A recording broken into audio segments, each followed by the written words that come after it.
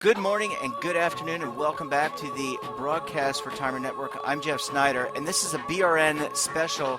We're talking about CARES Act concepts, and joining me on the line are gentlemen known as the Legal Eagles and great contributors, very smart men, David Levine, Kevin Walsh, both are principals with Groom Law Group, employee benefits law firm based in Washington, D.C. Gentlemen, thanks so much for coming back to the program. Well, thanks for having us on. I think with these trying times, if we can help individuals, plan fiduciaries, or plan sponsors navigate this and keep more people employed and have the retirement benefits they want, we want to help out. So thanks for hosting this program, and we're always happy appearing. Yeah, it's great to have you. And David, I want to come to you because we've been talking all week about the CARES Act and the impact of the Secure Act, and we've got a great, we'll continue this through the rest of the week. But I know that we want to talk about governance because plant governance, David, doesn't stop while this is going on, right? I mean, this continues. That's right, Jeff. And there's two pieces. Today we're going to talk governance. Tomorrow, maybe in our wrap-up, we'll talk about other decisions about the design of your plan as we wrap up the week. But governance doesn't stop. I've had lots of virtual meetings. I've had lots of regular committee meetings where everybody's online. That happens a lot already. So what should you be thinking about? Well, as the world doesn't stop, fund changes and monitoring is a key starting point. People are continuing to replace their investment funds, evaluate their investment funds, and do their jobs as fiduciaries in running their plans. So does the coronavirus and the economic volatility mean you have a whole new set of duties? No. But what it does mean is you need to think, what do these consequences mean for how you run your plan? Mm-hmm. So if you're about to switch a fund, there's some pretty basic questions I would put out there just right out of the box. A first starting question is, okay, I'm going to swap a fund.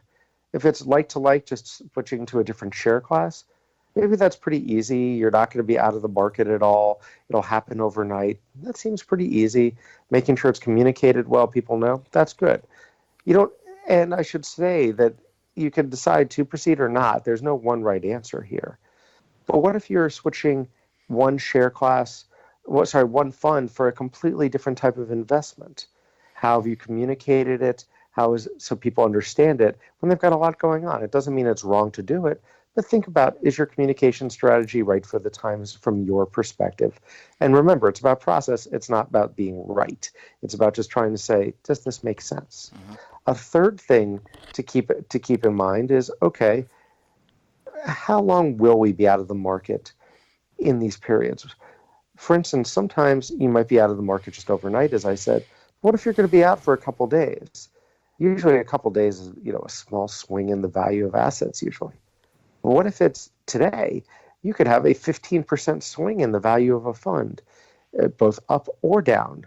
There's no perfection here, but documenting your process, making sure people are aware ahead of time, and making sure all the notices that your vendors often will do for you, and if you're a bigger plan, you may be involved in putting together and communicating. Making sure those are done right is a good idea. A second discussion that's unrelated to fund changes is also service provider changes. If you're going to do a record keeper transition, I have to tell you, a lot of the record keepers are fully virtual at this point anyway. So understanding, what does it mean to do that transition? Is there anything that's going to slow down? What are the call center hold times? From what I hear and from various advisors and consultants, the hold times have pretty much returned to normal. If that's true for your vendor, that's a great thing because there may be more calls. Also, are there any other hiccups or systematic items on money flow movement? Electronic signature is a great one, making sure you've dealt with those signature items and how they're working. The last thing that I think I'll hit in terms of process, in terms of running your plan, is more on the administrative side. We're getting a lot of questions about, well, what about notarization? How do you do that? That's a deep, weedy discussion that you get into with each plan, so I'm not going to get too far into it. But the key is, how do you do things like spousal consent, where the vendor is going to come to you and say, these are our options. Each vendor has a different approach. And remember, in the end, as the fiduciaries, the vendors are trying to help you to solve this, but in the end, your decisions about compliance come back to you. So in some cases, you may feel comfortable with the solutions offered and think it meets the requirements. In some situations, you may not. So how do you deal with these situations when people desperately need funds sometimes? So these are three kind of things to keep in mind. Kevin, I know we like to throw stones at each other. What do you have in mind? Kevin, are you still on mute? Did we lose Kevin? I am I still may, on mute, in Oh, fact. I thought we may have lost Kevin. Okay. I thought I made him Which was speechless. great. That would be great. Yeah, that would be No, great. Go not ahead, yet, Kev. not yet. I mean, I think David did a great job at articulating the considerations for plan fiduciaries. Right now, I mean, I think right now, given how much uncertainty there is, it's important to document that you're following a prudent process if you're going to be making changes. And, right now, I mean, people are going to probably look back and your process is going to look different than it's looked at other times. So you might want to document, note in your records that, you had your committee meeting. The changes that you're making to your process are kind of COVID-19 related. It's not that you are paying less attention to your investment options by having a remote meeting. It's just that, you're meeting separately. So I mean, David, I thought you did a great job on that. Well, thank you, Kevin. Yeah, can I interject a question? I mean, you guys have talked about some of the concept of virtual meetings. Is that what you're finding clients are doing? Like if they had a quarterly meeting to review the plan or have a discussion with the trustees or fiduciaries, is that what people are doing? They're using technologies like Zoom and Skype and other places to do that? Is that happening? Absolutely. And you can actually record that. I mean, that's how we do our podcast every week, is we use Skype. I guess we're giving away a little bit of a secret, but you can actually record that, and then theoretically you could transcribe that. Even though you're not supposed to do a transcription for meeting notes, you could transcribe that for the purposes of doing meeting notes. I'm just trying to think about how you could use that technology. But I also think, I don't know if I'd recommend that to anyone, because I think one of the key advantages of having a discussion and having meeting minutes is that you can have a full and candid discussion, where, if early in a meeting you have an idea that you then walk back. One of the advantages of having just a meeting where you have minutes is that you're not kind of creating a virtual transcript of your the thoughts that you discarded. Yeah, well, I guess what I was saying is for the purposes of trying to write meeting notes, not that you would use the transcription, but you could use that as a way. There are services that will take a file, transcribe it, and then you as the secretary could then derive, if you forget something, right, instead of like recording the session to do that, sometimes people do that just to refresh themselves. So I agree with you. You wouldn't actually submit the transcription because it's not supposed to be that way. But I agree with you. I just wanted to clarify my perspective. And Sorry. You both make great points. And there's one addition I'll add. It's important for people to remember in these times that every state has different wiretapping laws. So before you go recording your Zoom conference, make sure you know what your disclosure obligations are. Yes, that's very, very good, and that kind of gets me into a whole different idea. But, fund due diligence and due diligence on items like stable value, guys. I mean, that is, in these trying times, I mean, stable value is an example of an investment that is someplace that many investors will use. In some plans, it's almost 40% of assets, like in a governmental plan, as an example. 40% of assets. In others, it's minimal. But that seems to be an important investment during trying times. Absolutely. And therefore, due diligence is important. You're making good points. I think you're making a great point, which is, if you have participants who have been in a stable value fund, they probably have lost less than participants who are in more an option that's tied more aggressively to the market. That being said, I mean, plan fiduciaries have got to evaluate the options, look at the fees, look at the expected performance. And, while we see stable value, and I think stable value probably is more popular, given how the market's performed the last couple of days, if we come out of this and the markets rebound, it's important to look at the whole portfolio and all the options available to participants. Yeah. And Jeff, one Yep. One item to note on top of that, stable value is a great mention, but we should also pick up things like real estate funds. And back in 2008, 2009, there was liquidity challenges on stable value and real estate funds.